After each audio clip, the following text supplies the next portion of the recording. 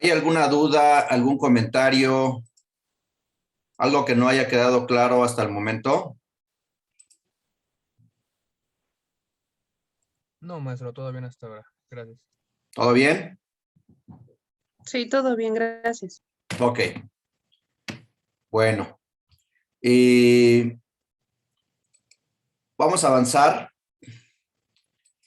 y hoy vamos a ver un tema muy importante, de lo más importante que hay en la materia del amparo, que es la suspensión. ¿Qué es la suspensión?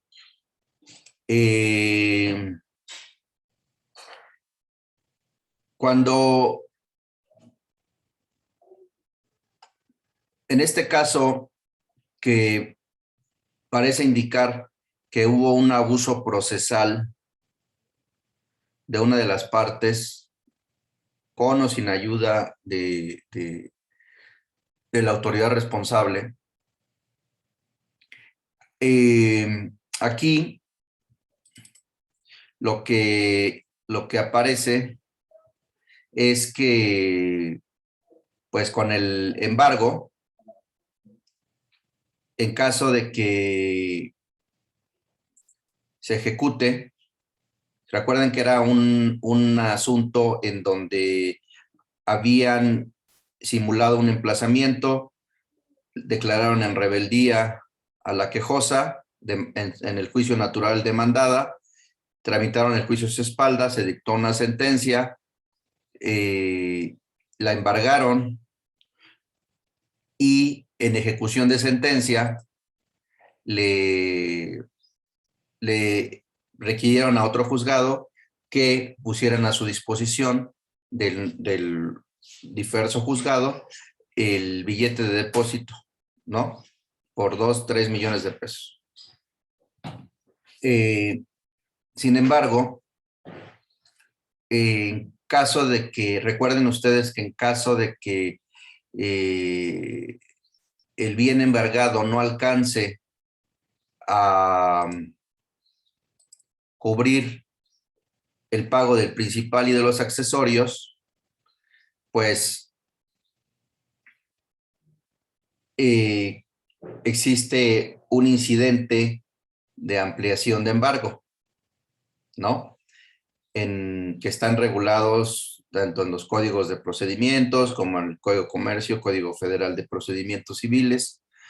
Y al estar esto señalado, pues la consecuencia natural y lógica es que si el billete no alcanza para cubrir el principal y los accesorios del juicio que pudo haber sido simulado, pues va a ampliar el embargo en contra de otros bienes de la quejosa, ¿no? O del quejoso. Entonces, existe el riesgo de que, en este caso, el quejoso tenía o tiene acciones en una empresa y tenía un negocio en donde le paga o le pagaba a los empleados, pagaba a proveedores, etcétera, etcétera. Entonces, existía el riesgo alto, pues, de que le embargaran las cuentas y que, derivado de esa situación, pues, le afectaran irremediablemente en el pago de sus empleados y en la operación de su empresa, lo cual le hubiera causado un colapso económico muy grande, ¿no? Bueno, entonces, aquí es de suma importancia, o fue de suma importancia, la suspensión de los actos reclamados, ¿no? Para la materia de amparo, ustedes deben de saber necesariamente teoría general del proceso, a efecto de que ustedes puedan diferenciar las etapas que existen en todo proceso o procedimiento, ya sea jurisdiccional, ya sea administrativo, ¿no? En teoría general del proceso, ustedes vieron en su clase de teoría general del proceso que pues existen diversas etapas, algunas con una mayor concentración, otras con menos concentración, pero finalmente existen esas etapas en cumplimiento al derecho de audiencia, ¿no? Al derecho de audiencia y a no ser privado, sino mediante un juicio en el que se sigan las formalidades esenciales del procedimiento que establece el artículo 14 de la Constitución. Entonces, dentro de estas etapas está la fase de la litis, que es en donde uno afirma y otro contesta hechos. Está en algunas, hay una fase de conciliación, una fase probatoria, ofrecimiento, admisión, preparación, desahogo, y una fase de valoración que ya es en la resolución, una fase de alegatos, ¿no? Y una fase de resolución.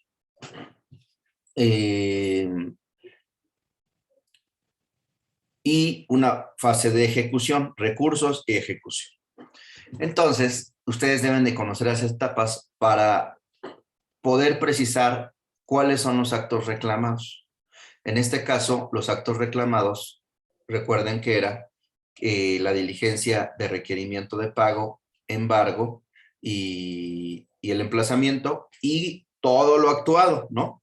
Porque como les he comentado, la violación al emplazamiento es la máxima violación procesal que existe e impide que una persona se pueda defender. Entonces, aquí vicia todo el procedimiento. El tema aquí, para el tópico de la suspensión, es el siguiente. Determinar, se deben de cumplir, para el otorgamiento de la suspensión se deben tomar en cuenta varios aspectos. No están de manera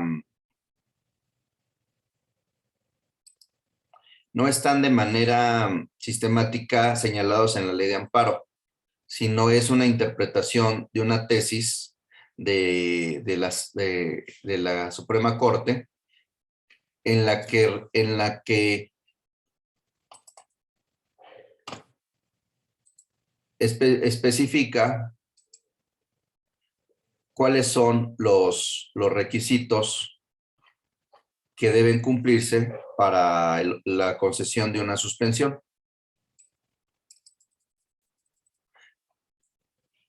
Y estos requisitos son 5,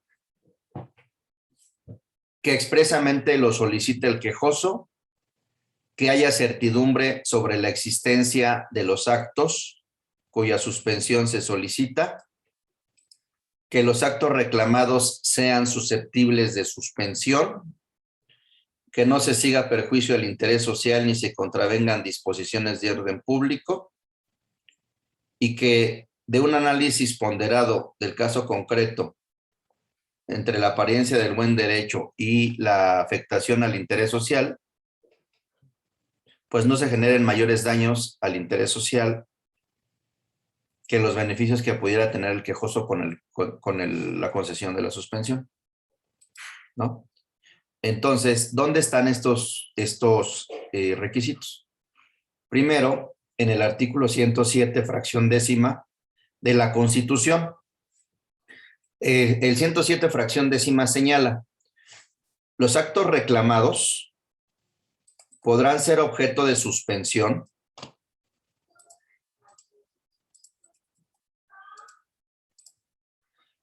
en los casos y mediante las condiciones que determine la ley reglamentaria. O sea, en los casos y con las condiciones que determine la ley de amparo. para lo cual el órgano jurisdiccional de amparo, cuando la naturaleza del acto lo permita,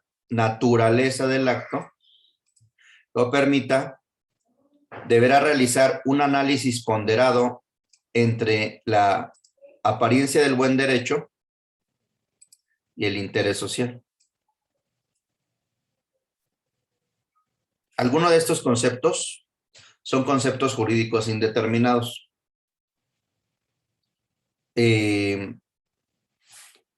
Ahorita lo platicamos. Y luego también, en diversos artículos se señalan los requisitos. Uno de ellos es el artículo 128 de la Ley de Amparo, que señala que, con excepción de los casos en que proceda de oficio, la suspensión se decretará en todas las materias, salvo las que señala el último párrafo de este artículo, siempre que concurran los requisitos siguientes. Que lo solicite el quejoso,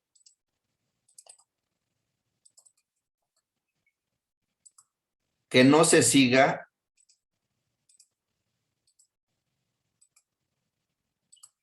perjuicio al interés social, ni se contravengan disposiciones de orden público.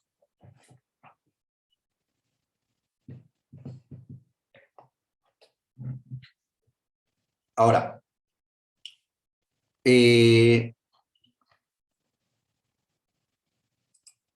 aquí, ¿qué es lo que sucedió en este caso? En este caso, recuerden que era el juicio simulado, el juez que tramitó el juicio que presuntamente es simulado,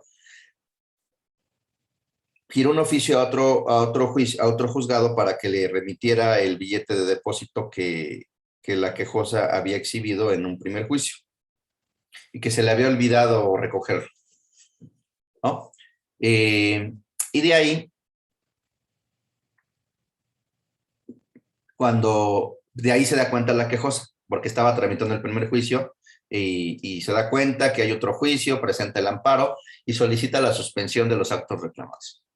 Y el juez, primero, recuerden que se tardó mucho tiempo en admitir la demanda y desde que se tardó mucho tiempo en admitir la demanda, que se presentó la queja por el desechamiento tácito y temporal, ¿no? Admite la demanda por fin. Al final esa queja se va a quedar sin materia porque ya realmente el objetivo era pues que admitiera la demanda, ya la admitió, pero negó la suspensión provisional con los efectos gravísimos y los riesgos gravísimos que ello conlleva, ¿no? Aquí, estratégicamente, hay dos posiciones. Una posición si les conceden la suspensión provisional y otra posición si les niegan la suspensión provisional. Si les conceden la suspensión provisional o les niegan la suspensión provisional, procede un recurso de queja. Y les señalé que es un recurso de queja urgente. Ahorita lo vamos a ver. Miren. El artículo 97, hay diversos recursos de queja, pero en el artículo 97 de la Ley de Amparo, regula diversos recursos de queja. Recursos de queja que proceden en amparo indirecto y recursos de queja que proceden en amparo directo. Y en la fracción primera, recursos de queja que proceden en amparo indirecto, y en la fracción segunda, recursos de queja que proceden en amparo directo. Pero dentro de cada uno de los juicios hay diversos recursos de queja. Uno de ellos es el recurso de queja que establece el artículo 97, fracción primera, inciso B, que procede contra la resolución que conceda que conceda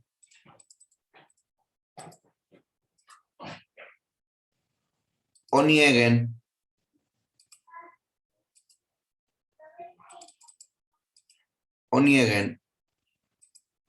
la suspensión de plano o la provisional. Recuerden que seguramente vieron en sus cursos de amparo que hay diferentes tipos de suspensiones, ¿no? Hay suspensiones de plano, hay suspensiones provisionales, hay suspensiones definitivas, hay diferentes tipos de suspensiones en materia de amparo. Pero ahorita vamos a hablar de la que es a petición de parte y de la provisional y de la definitiva. Entonces, esta diferencia no es meramente teórica, sino el hecho de que sean diferentes implica que tienen trámites diferentes. Y en el caso de la queja que se presenta contra las resoluciones que niegan o conceden la suspensión provisional, tiene un trámite expedito y urgente. Debe presentarse primero, a diferencia de la regla general en la queja son 5 días para presentarla. En el caso de este tipo de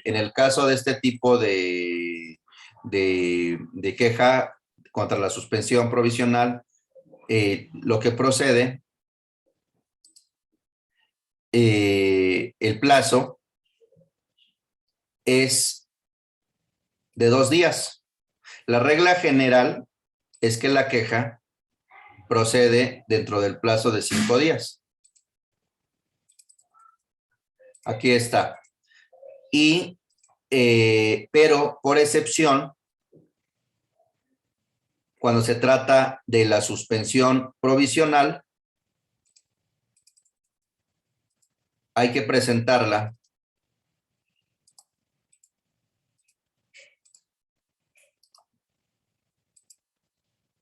en el plazo de 2 días.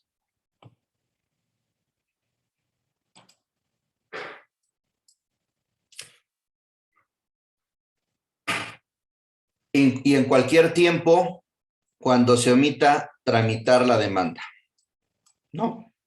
Que es el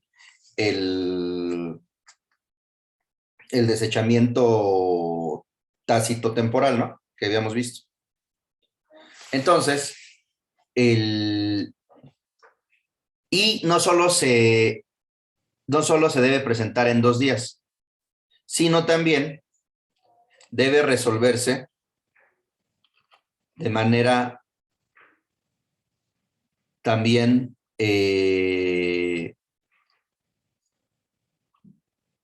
muy rápido. Fíjense que la queja normal, en términos del artículo 101 de la Ley de Amparo, la normalita, la de los 5 días, debe ser resuelta en 40 días, aproximadamente. Sin embargo, la queja contra la concesión o el desechamiento de la suspensión provisional debe ser resuelta en 48 horas.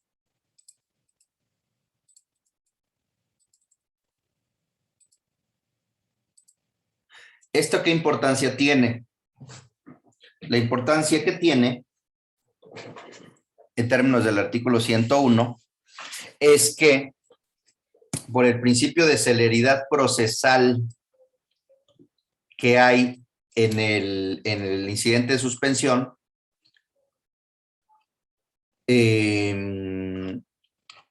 normalmente las audiencias, normalmente si se niega o se concede la suspensión, se requieren los informes previos a las autoridades responsables y se señala una fecha de audiencia incidental.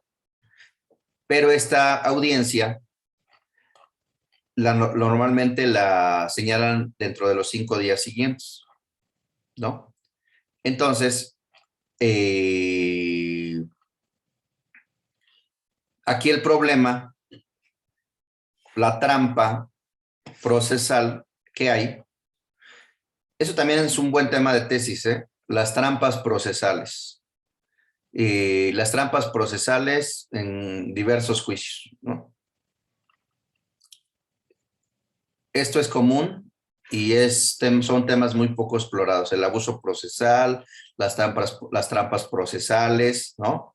Y es una herramienta que todo abogado litigante debería de conocer y debería de saber cuáles son los candados, las llaves y las contrallaves como en la lucha libre, ¿no?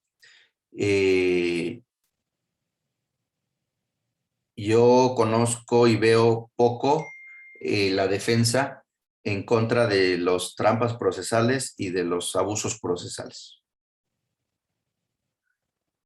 Entonces, el momento de que, vamos a suponer que hoy el artículo 138 de la Ley de Amparo señala que promovida la suspensión del acto reclamado, el órgano jurisdiccional deberá realizar un análisis ponderado de la apariencia del buen derecho, la no afectación del interés social y la no contravención de disposiciones de orden público. Concederá o negará la suspensión y señalará fecha y hora para la celebración de la audiencia incidental. 138. Que deberá efectuarse dentro del plazo de 5 días. ¿No? 138 fracción segunda. Ahora, ¿cuál es la trampa? La trampa es que si el auto en donde niega la suspensión provisional lo publican hoy, vamos a poner que lo publiquen el lunes. Olvídense de los inhábiles. Vamos a suponer que lo hayan publicado el lunes de esta semana. Ustedes recuerden que les había dicho que hay diferentes tipos de notificaciones en el juicio de amparo y dentro de las diferentes tipos de notificaciones hay diferentes momentos en que surten efectos esas notificaciones y hay diferentes momentos en los que empiezan a contar los plazos. ¿Por qué esto es importante? Esto es muy importante porque a partir de que surte efecto, de que se haga una notificación y a partir de que surte efectos,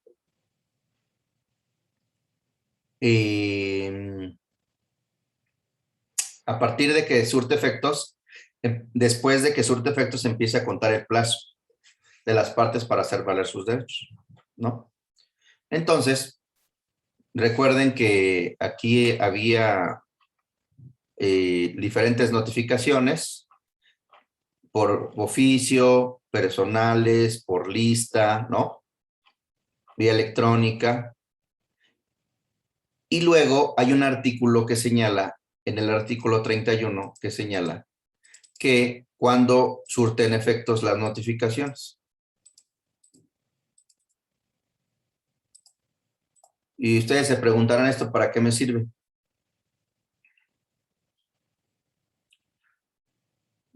Lo que sucede es que las notificaciones en amparo surten de manera diferente para las partes. Para las autoridades responsables y las autoridades que tengan el carácter de terceros interesados, desde el momento en que hayan quedado legalmente hechas.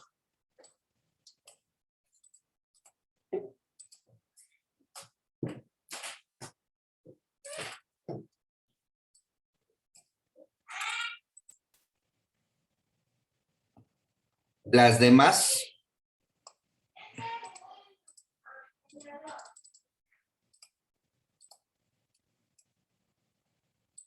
desde el día siguiente al de la notificación personal o al de la publicación de la lista. Las electrónicas cuando se genere la constancia.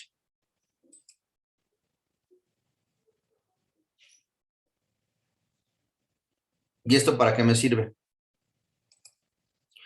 Pues lo que sucedió en este caso fue que el lunes, suponiendo que el lunes hayan dictado el auto, para el quejoso y las responsables, se notificó a los responsables, se solicitó los informes previos y negaron la suspensión provisional. Entonces, si tienes 2 días para presentar el recurso de queja, pues ya perdiste 2 días de los 5 que tienes. Porque si lo presentas al día 2, en lo que te admiten el recurso, ya es día 3 o día 4. Y en lo que lo mandan al colegiado, si bien el colegiado tiene que resolver en 48 horas, pues ya no da tiempo, ya no dan los 5 días. Esa es la trampa que existe, que señalan en 5 días la audiencia incidental.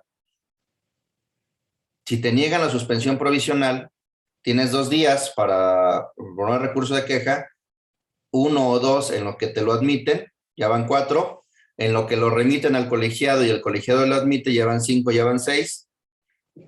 Y si se desahoga la audiencia incidental y conceden o niegan y vuelven a negar la suspensión definitiva, tu queja se va a quedar sin materia. Entonces, lo que tienen que hacer, por eso les decía que son 2 posiciones. Si les niegan la suspensión provisional, o sea, tienen que estar, pero desde el primer momento en que están esperando el auto admisorio y el auto de la suspensión provisional, ya deben tener preparada su queja. Ustedes deben ser preparados por si les niegan la suspensión. Ya nada más para adecuarla de acuerdo a los argumentos que señale el órgano jurisdiccional mediante el cual les niegue la suspensión. Entonces, ¿por qué? Porque si se esperan los 2 días ya no les va a dar tiempo. Ya no les va a dar tiempo de que resuelvan su queja. La van a dejar sin materia. Y es gravísimo porque si el juez ya tomó una consideración sobre la suspensión provisional y por más argumentos y pruebas que ustedes ofrezcan, es probable que les vuelvan a negar la suspensión definitiva. ¿Y cuál es lo grave de esto? Si bien en contra de la suspensión provisional procede recurso de queja y se debe resolver en 48 horas, tratándose de la suspensión definitiva, lo que procede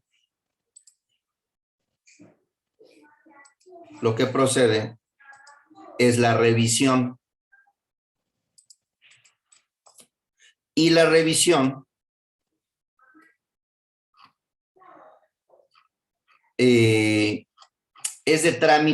es un trámite muy largo. Miren, artículo 81 de la Ley de Amparo. Procede el recurso de revisión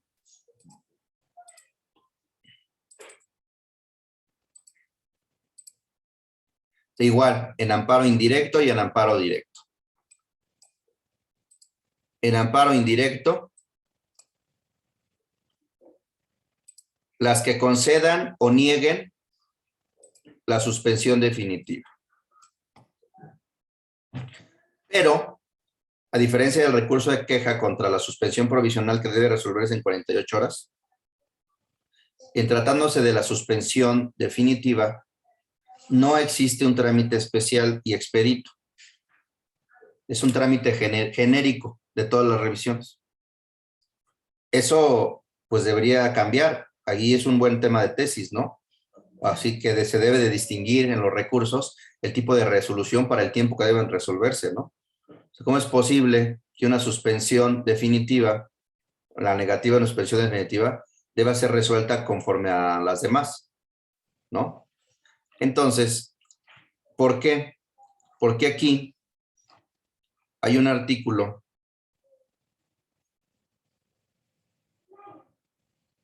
el artículo 92 de la Ley de Amparo,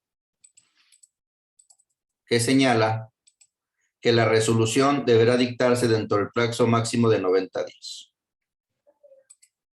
Entonces, imagínense 90 días. Imagínense 90 días sin gozar de la suspensión. En este caso que se presupone que hay un abuso procesal y que quién sabe si existe el quejoso. Perdón, el actor del juicio natural.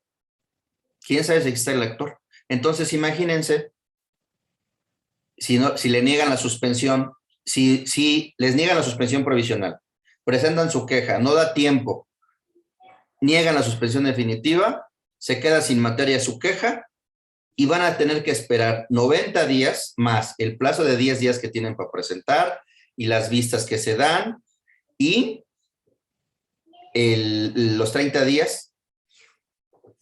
Imagínense 3 meses, 4 meses sin suspensión definitiva en contra de la ejecución de una sentencia en donde una parte no fue oída y vencida en juicio. Imagínense 90 días embargados sus cuentas con la que paga a sus empleados y con la que paga a los proveedores. Imagínense el daño que le generan a una empresa o una persona, ¿no? Entonces, a una persona física. Entonces, lo delicado de esta situación es que regreso al tema inicial. Una estrategia es si les conceden la suspensión provisional y otra estrategia es si les conceden la definitiva. Perdón, si les niegan la provisional. Si les conceden la provisional o si les niegan la provisional. En este caso negaron la suspensión provisional. Entonces, pues como es posible que ese mismo criterio lo apliquen en la definitiva, pues es importantísimo que se presente la queja de inmediato y es importantísimo que se hagan lo que sea necesario para que la queja se resuelva, a efecto que el colegiado, si ustedes consideran que fue indebidamente negada, exista la posibilidad de que el colegiado revoque esa negativa y pueda, con esa resolución, revocar, conceder la provisional y con esos criterios del colegiado, pues le puedan decir al juez pues, que hay mayores elementos para que tome esos elementos para que les conceda la definitiva, además de las pruebas que tienen que ofrecer, ¿no? En términos del 143 de la Ley de Amparo. En caso que haya mala fe o en caso que haya algunos otros intereses, pues el órgano jurisdiccional o negligencia, el órgano jurisdiccional va a llevar adelante la audiencia incidental y va a negar la suspensión definitiva. Y les va a causar una afectación de 90 días, aunque después ganen el recurso de revisión, después lo ganen. En este tipo de juicios que son simulados, pues a veces las personas ni existen, o las credenciales o los nombres son falsos, disponen de las cosas y desaparecen. Entonces, aún ganando el recurso y que se conceda la suspensión definitiva y aún ganando la definitiva que señala que surte efectos no cuando se notifica, sino cuando se dicta, pues ya cuando ya se dicte esa suspensión definitiva y se ordene la autoridad que pare los efectos de los actos reclamados, ya ni va a existir billete, ya ni va a existir cuenta, del dinero en la cuenta, ya lo sacaron, ya se lo llevaron. Entonces, por eso es la importancia de que por todos los medios habidos y por haber, intenten que se resuelva ese recurso de queja. Es decir, que se difiera la audiencia,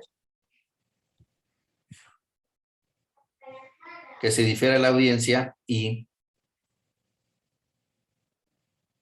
a efecto de que den tiempo a que se admita la queja, se dé vista a las partes, se notifique a las partes, se remita al colegiado, el colegiado lo resuelva y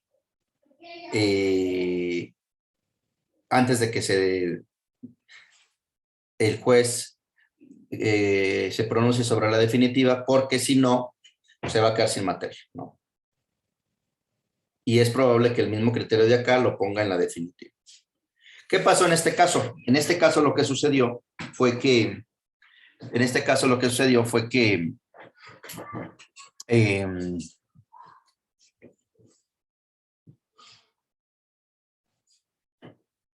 se presentó la queja de manera inmediata. El mismo día de que se dictó el auto de la negativa, se presentó la queja. El juez la admitió al siguiente día, ya estamos en el día 2, en lo que notificó a las partes 3, lo mandó al colegiado, el colegiado lo admitió inmediatamente, 4, no 3, iban 3, y señaló fecha de audiencia para el día 5. Sesión para resolver el recurso. Entonces, en este caso, lo que sucedió, el mismo día señalado para la audiencia, fue el mismo día señalado para la sesión, para que el colegiado resolviera la queja.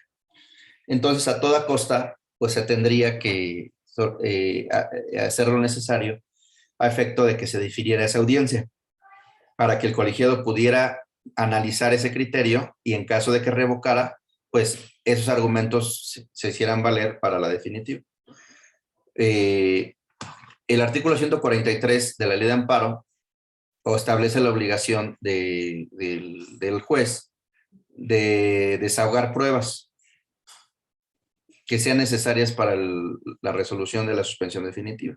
Entonces, en este caso, se ofrecieron pruebas documentales e una inspección a efecto de que el juez ordenara su desahogo y se pronunciara sobre la suspensión definitiva. Y en este caso, pues al ser una inspección, tiene que seguir las fases de el ofrecimiento, admisión, preparación, desahogo y valoración. Entonces son 4 fases. Esas 4 fases no se pueden desahogar en 5 días. Entonces, en principio debería de diferir. El juez difirió, se pudo resolver la queja, revocó la suspensión provisional, la negativa de suspensión provisional, concede la suspensión provisional, y esos criterios que tomó en cuenta, más las pruebas que ofreció el quejoso, dieron lugar a que se concediera la suspensión definitiva. Con eso paró totalmente la ejecución de los actos reclamados. Pero vamos a ver, aquí lo importante en el tema práctico es por qué la negó y cómo se defendieron de esa negativa, ¿no? Vamos a ver el recurso de queja que se presentó.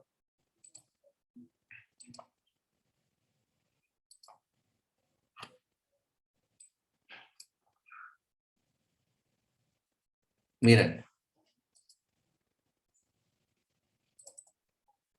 Ese es el recurso de queja. Es la quejosa o quejoso, juicio de amparo indirecto en materia civil, el expediente, dentro del cuaderno del incidente de suspensión, tienen que señalar en qué cuaderno están promoviendo. Si promueven mal, pueden perder un asunto. Está el cuaderno del principal, el cuaderno del incidente de suspensión o los cuadernos de los demás incidentes. Tienen que especificar en qué cuaderno están promoviendo. Y este es un recurso de queja urgente. Se presenta ante el juez. Vean los artículos 97 en adelante de la Ley de Amparo. Ahí viene eso. Señor juez, tal, de distrito en materia civil de la Ciudad de México. Tal, en mi carácter de quejoso, personalidad que le pido me reconozca, ante usted comparezco y expongo. Recurso de queja urgente. Con fundamento en el artículo 97, fracción primera, inciso B, de la Ley de Amparo, interpongo recurso de queja en contra del auto tal de octubre de 2021, publicado por medio de lista tal y mediante el cual me negó la suspensión provisional en contra de los actos reclamados. Señalo como domicilio tal tiene que señalar su domicilio en segunda instancia. Autorizo en términos del 12 y 24 a abogados. Autorizo en términos del 12 y 24 a diversas personas para oír y recibir notificaciones y reproducir las constancias por medios electrónicos, ¿no? Acuérdense que hay autorizaciones amplias y limitadas, ¿no? Luego, autorizo las notificaciones vía electrónica. Ya les comenté la conveniencia o la inconveniencia de hacer esto en términos de estos artículos del Acuerdo 12-2020.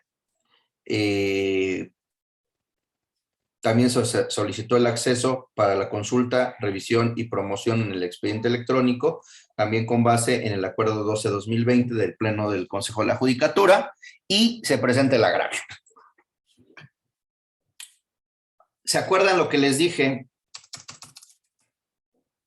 ¿Cuál era la estructura del agravio? Muy sencillo. Lo que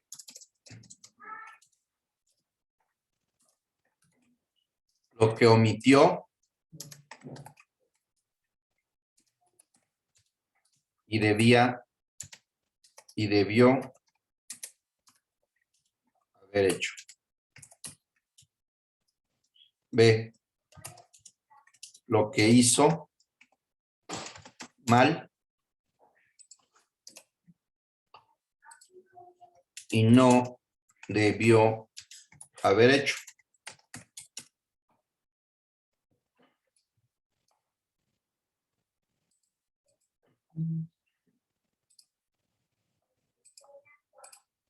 Y recuerden que esto lo dividíamos en la premisa normativa,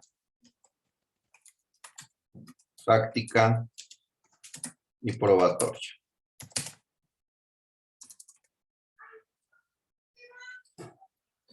Igual acá, en lo que hizo mal en relación a la premisa normativa,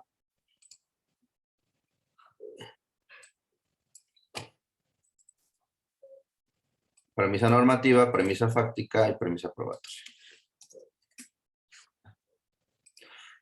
Y entonces vean aquí el agravio único. El juez actuó, me negó la suspensión provisional al haber aplicado de manera inexacta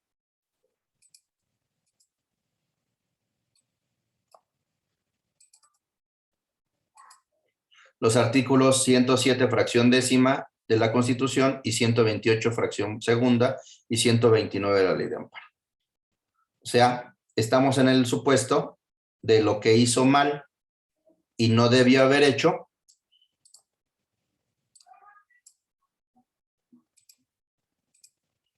en la premisa normativa. Premisa normativa. El juez actuó está obligado a concederme la suspensión. Acuérdense que ponemos las obligaciones, cómo debía hacerlo en la premisa normativa. En la premisa fáctica, cómo lo hizo, que es decir, lo hizo de manera diferente a lo que debía haber hecho, y lo pruebo con las constancias y la conclusión. O sea, aquí están las obligaciones. Aquí está cómo debió haberlo hecho. El juez actuó está obligado a concederme la suspensión provisional cuando están cumplidos los requisitos constitucionales, legales y jurisprudenciales. De término del 107. Debió haberme concedido la suspensión cuando lo solicite el quejoso, no se siga a perjuicio del interés social, ni se contravengan disposición de orden público, de acuerdo al 128. Y el artículo 128 señala que lo solicite el quejoso y que no se siga a perjuicio del interés social, ni se contravenga disposición de orden público. Y entonces el juez está obligado a concederme la suspensión si están acreditados los siguientes requisitos. Expresamente lo solicita el quejoso, haya certidumbre sobre la existencia de los actos reclamados sean susceptibles de suspensión, no se siga a perjuicio del interés social, ni se contravengan disposición de orden público, y deba llevarse un análisis ponderado de la apariencia del buen derecho.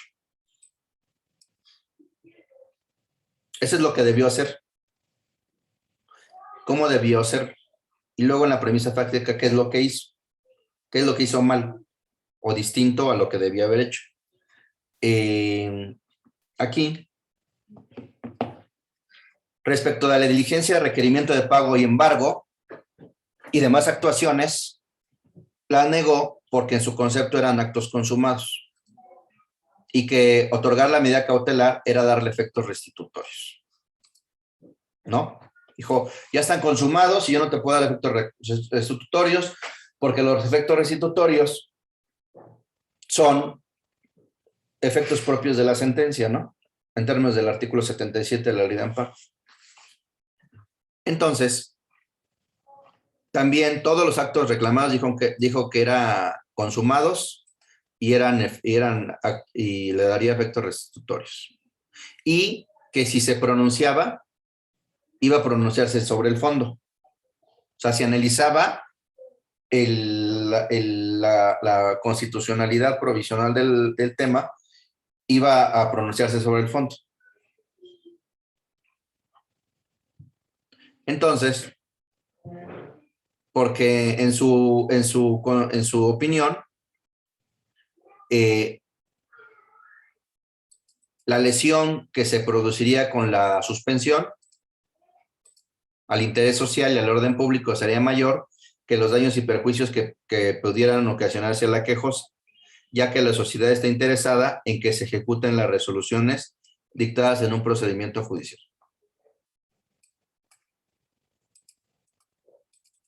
Eso es lo que dijo el juez. Entonces, y luego dijo que no era aplicable el 147, porque si bien es cierto, el 147 permite restablecer provisionalmente el goce del derecho transgredido. O sea, en la nueva ley de amparo le dan mayores facultades a los jueces para incluso dar efectos provisionales y restitutorios. Entonces, eso de que ya no es posible conceder una suspensión con efectos restitutorios, eso era antes, a veces, con la vieja ley de amparo, pero con la nueva ley de amparo de 2013, el 147 permite que se pueda restablecer provisionalmente la parte que goza en el goce del derecho transgredido. O sea, que se le den efectos restitutorios. Entonces, en conclusión, el juez me negó la suspensión, haber aplicado de manera inexacta, es decir, hizo lo que no debía hacer. Se aplicó de manera inexacta. Porque aquí se cumplen los requisitos y a pesar de cumplir los requisitos me la negó. Expresamente lo solicita el quejoso. El juez acuó, lo tuvo por acreditado y no hay controversia. Hay certidumbre sobre la existencia de los actos reclamados. El juez acuó, lo tuvo por acreditado y no hay controversia. Los actos reclamados son suspensibles de suspensión. Y entonces aquí lo que señala, no todos los actos reclamados tienen el carácter de consumados. Entonces, los que no son consumados, concédeme la suspensión. Entonces, hizo una valoración inexacta también de la premisa normativa, es decir,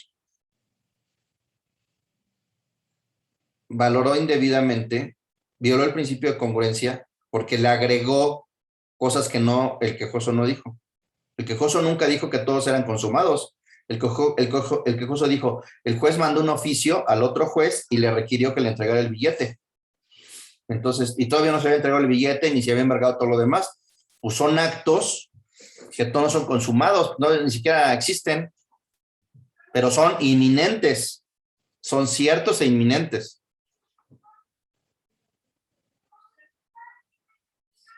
Entonces, se señala que no son actos consumados todos los actos de ejecución de sentencia distintos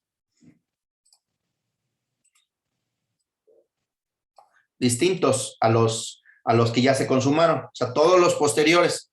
Es decir, que no se lleve el billete, que no embargue las cuentas, que no embargue los otros inmuebles del quejoso. Por eso tienen que tener mucho cuidado cuando señalen sus actos reclamados, que señalen el acto reclamado y su ejecución lo más detallado posible. Luego,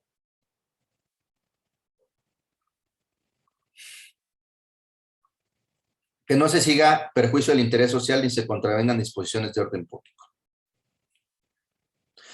Acuérdense que el juez dijo que la sociedad está interesada en que se ejecuten las sentencias y que se causaría mayor daño si no se ejecuta al interés social, si no se ejecuta la sentencia que si se ejecuta. Entonces, lo que se argumentó aquí, que esa es una regla general, que efectivamente la sociedad está interesada en que se ejecuten las sentencias, pero esa es una regla general, no en este caso, que esa regla general no aplica a este caso. ¿Por qué? Porque en este caso el emplazamiento fue llevado en un domicilio que no es de la quejosa y en una persona que no era su empleada, así como todos los vicios. ¿Esto qué implica? Que ese argumento de que la sociedad esté interesada en que se ejecuten las sentencias solo aplica cuando la parte quejosa fue oída y vencida en juicio, no cuando no. Entonces aquí solamente puede concebirse cuando el quejoso ha sido escuchado en la contienda respectiva. Y hay varios criterios jurisprudenciales que señalan eso. Suspensión provisional procede concederla cuando se reclama una sentencia definitiva y sus actos inminentes de ejecución, si el amparo se promueve por falta de emplazamiento y el quejoso se ostenta como tercero extraño por equiparación.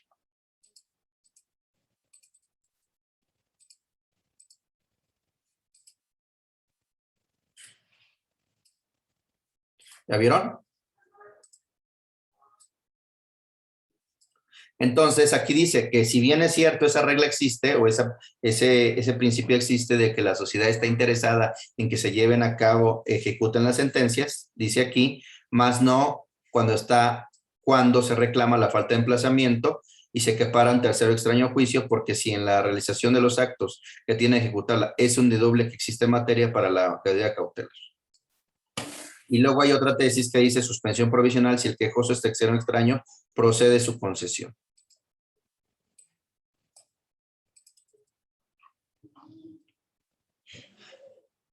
Dice, pero, o sea, existe esa regla del interés de que se ejecutan las sentencias, pero tal interés no surge cuando la resolución jurisdiccional carece de fuerza legal, definitiva e inmodificable, que le atribuye la ley frente a las partes litigantes, porque al continuar subyúdice, la decisión de los tribunales ya no puede representar la verdad legal, como sucede en un juicio en el que ya fue llamado, ¿no?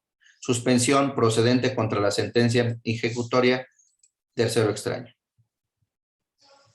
Este criterio debe entenderse en el sentido de que se refiere solo a los casos en los que el quejoso es parte y nunca en los casos en los que el agraviado es un tercero extraño. O sea, lo que quiere decir en términos muy sencillos y genéricos es que sí, efectivamente la sociedad está interesada en que se ejecuten las sentencias de los tribunales, pero cuando haya sido oído vencido, no cuando es un tercero extraño por equiparación o cuando es un tercero extraño estricto sentido, ¿no? Que ahí no fue oído vencido. Es un abuso procesal. Entonces, y luego señala que no procede contra las medidas cautelares, y aquí hay una jurisprudencia que señala que la prohibición de conceder suspensiones contra medidas cautelares señaladas en el 128 se refieren únicamente a materia penal. Miren, suspensión en el amparo contra una medida cautelar concedida por autoridad judicial, la prohibición para decretarla prevista en el penúltimo párrafo del 128 de la ley de amparo solo está referida a determinaciones emitidas en el procedimiento penal acusatorio. No a cualquiera, porque el artículo 128, último párrafo, último penúltimo, se puede advertir que pudiera ser que está prohibido proceder con la suspensión contra cualquier medida cautelar. No es cierto.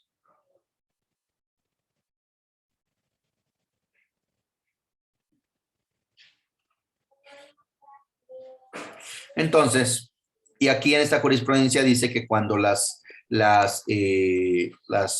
situación lo permita, el caso lo permita, se puede conceder una suspensión contra una medida cautelar. Mire, suspensión definitiva, hay casos en los que es posible otorgarla contra medidas cautelares dictadas en procesos civiles o mercantiles. Y señala que se analicen las particularidades del caso y se evalúe si procede la suspensión. Por tanto, serán las circunstancias del caso las que determinen si debe concederse o no la suspensión. Por favor,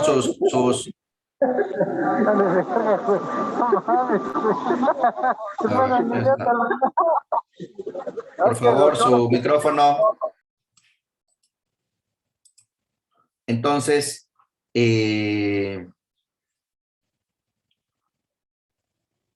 aunado a lo anterior, no está prohibida otorgar la suspensión como una contravención del orden público, la que señala el 129. El artículo 129 de la Ley de Amparo establece claramente los supuestos en donde se considera que se violan el orden público, las normas de orden público, el interés social, y no está. Entonces, ustedes tienen que fijar el 129. Y luego, de llevarse un análisis ponderado en el caso concreto de la apariencia del buen derecho, dejó de aplicar el artículo 138 porque omitió realizar debidamente un análisis ponderado de la apariencia del buen derecho, la no afectación al interés social y la no contradicción de disposición de orden público. ¿Por qué?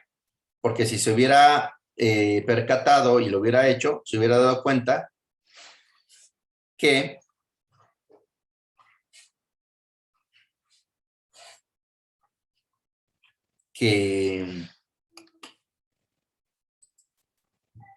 se habrá dado cuenta que, pues, existe una apariencia del buen derecho porque si ella dice, o el quejoso señaló que lo notificaron en un domicilio que no es su domicilio y con una persona que no es su empleada, pues existe la apariencia del buen derecho de que ese emplazamiento es inconstitucional, ¿no? Y dos,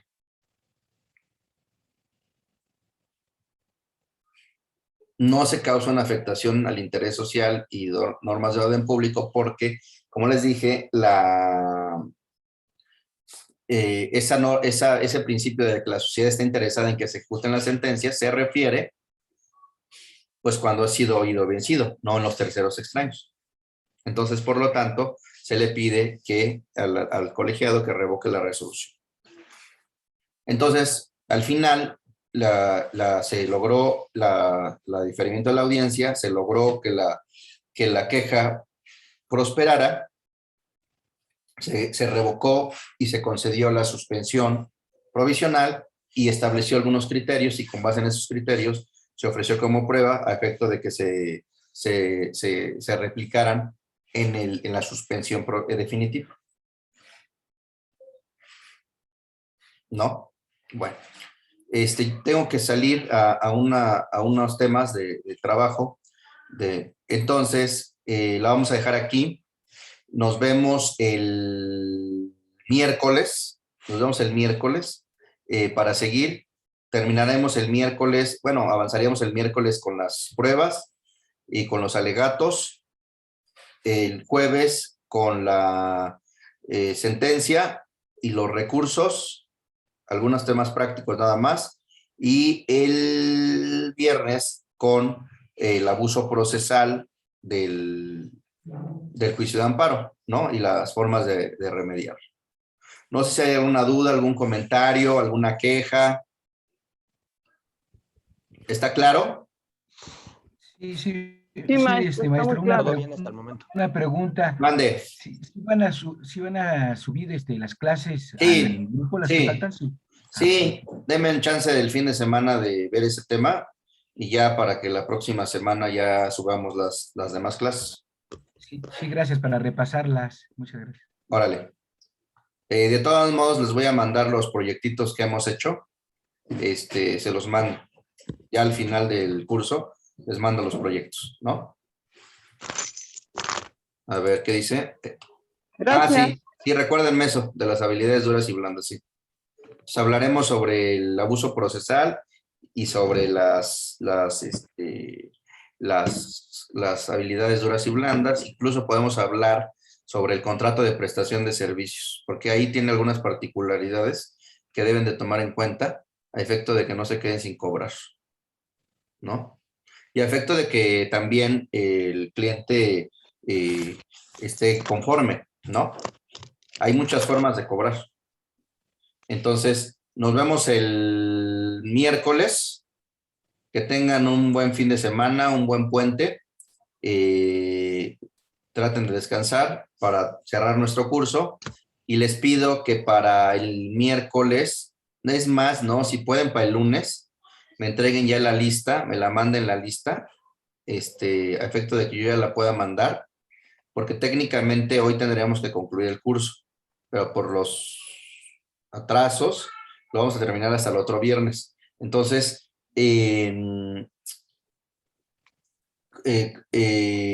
entonces el lunes mándenme por favor ya la lista final actualizada para que yo ya la pueda mandar. Les puedan dar sus... ¿La mandaría quien la creó, la lista? ¿Mandé? Para que no, la mandaría quien creó la lista para que no haya margen de error de quién la va a mandar. Por favor, y confirmen todos los que han asistido que estén. Lo que se me hace extraño, pero bueno, que haya como 50 con constancia y nada más aquí yo siempre veo 40 o 41, ¿no? Pero bueno, no pasa nada. Al final les servirá. El problema es que si no tienen el conocimiento, si van a alguna entrevista de trabajo y les preguntan, tienes estos cursos, a ver, explícame. Pues no lo van a poder explicar, ¿no? Pues los que consigan esas constancias por lo menos vean ¿cómo se llama? El curso, ¿no? Es engañarnos a nosotros mismos, profesor. ¿Mandé? Sería engañarnos a nosotros mismos. Pues sí, realmente lo que importa es el contenido, ¿no? Pero bueno, ok. Profesor. Entonces, mande. Disculpe, ¿también sí nos podrá enviar las clases que faltan, por favor? Sí, las vamos a subir. Muchas el fin gracias. de semana, ¿no? Bueno, órale pues. Que tenga excelente fin de semana, profesor. Hasta Igualmente, luego. gracias Hasta a luego. todos. Gracias, profesor. Una pregunta. Hasta luego. Hasta luego. Bueno, Hasta una luego. pregunta, profesor, antes de salir. ¿La lista que están subiendo es donde nos tenemos que inscribir? Sí. Sí, por favor, ok, que no muchísimas falte gracias. nadie, porque quien falta en esa lista no va a tener su constancia. Ok, perfecto. Bueno, Le agradezco mucho, profesor, y tenga un excelente día. igualmente, saludos. Hasta luego. Hasta luego. Buen día a todos.